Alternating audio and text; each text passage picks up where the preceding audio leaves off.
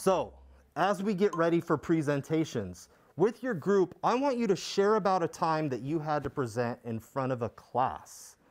How did you feel about the presentation, and how well did the presentation go? All right?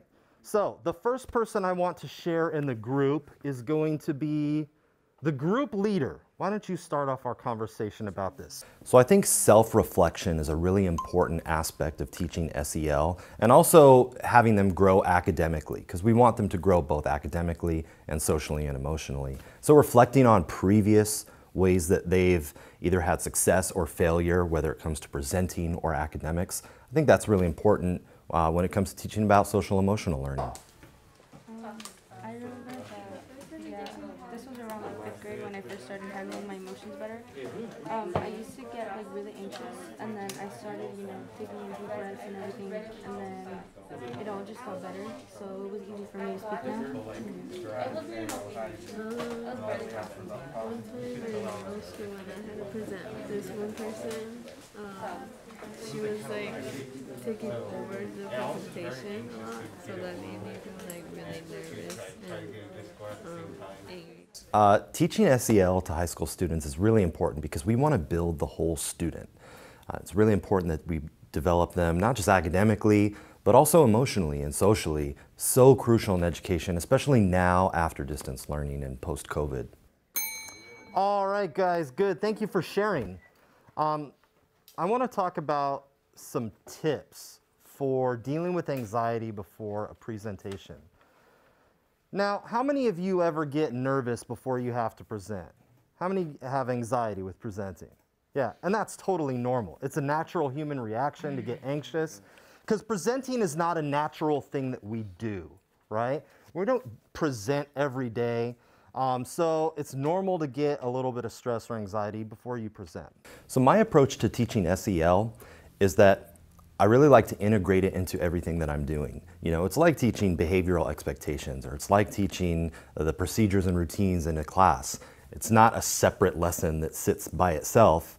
You integrate it into the curriculum. And so I really try to integrate SEL into just the daily routine, and it's something that we always talk about, and I always try to bring things from my English curriculum that are going to lend themselves to teaching students about social emotional learning. I've noticed in my life, these are some of the things that I do for myself to make sure I'm not stressed out.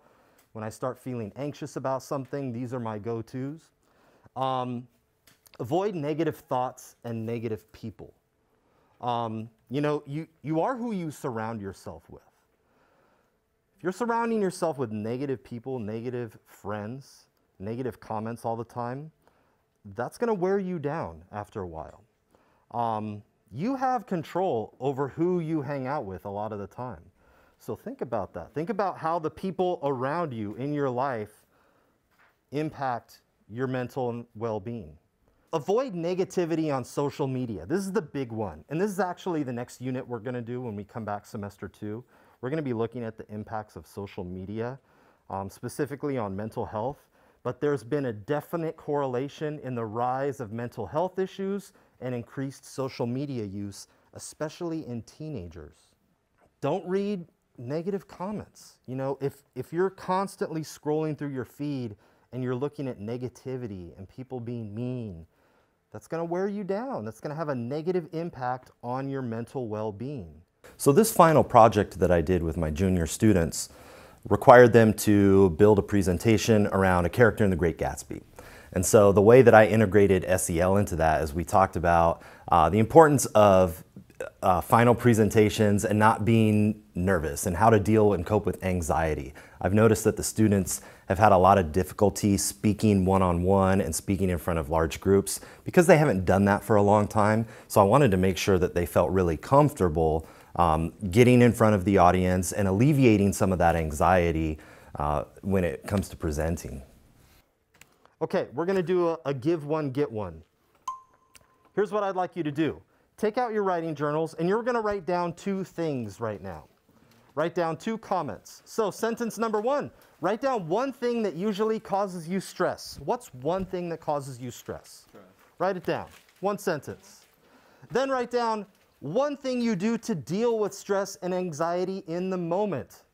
Okay, everyone take 2 minutes. Write down 2 comments. Something that causes you stress, something you do to overcome stress. What causes you stress, and I'll tell you what to do with it. Something that causes me stress is too much work. You could deal with that by like listening to music or like just chilling by yourself for real. What causes me stress is like when I'm like in a group or something, like on a team or something, and I feel like I'm doing it all by myself, so I gotta do all the work by myself. Okay, you can overcome that by going outside and like getting your mind straight, playing sports. So much of what we've done over the last 2 years has been virtual, and kids haven't had as much exposure to one-on-one conversation, group conversation, group settings, classroom settings. And so they're out of practice when it comes to conversing and presenting and having techniques like looking the audience in the eye. So they definitely associate anxiety with presenting, and many of them are scared. Some of them have language barriers. Okay guys, so today is the big day of final presentations. I know you guys might be a little bit anxious, but let's just all take a minute to take a nice deep breath, breathe in. Just relax yourself, make affirming statements. Tell yourself that you can do this, that you're going to be successful, and that's the key, one of the keys to reducing anxiety. You also want to make sure that you're prepared. So you can be prepared by having your note cards, by practicing with your group before, and just by having a little convo so that you guys are prepared and you know what you're going to say. So take a moment, discuss with your group, and talk about what you're going to say for your presentation, and we're going to get started in 5 minutes. Our character relationship between Tom Buchanan and Jay Gatsby was that he got with Daisy after Tom left. After Jay left for the war, Tom got with her, and so after Jay Gatsby came back from the war and everything, he didn't know that Daisy got married and like the time he was gone. So he tried it as much as he tried holding on to her, he couldn't. But Jay came back, and after Jay came back, everything became like a mess because it became a competition between who Daisy actually wanted. She wasn't sure if she actually wanted Tom or she actually wanted Jay.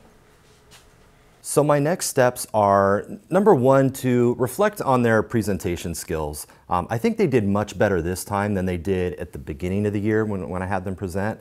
So they definitely are growing in their ability and confidence to speak in front of a classroom.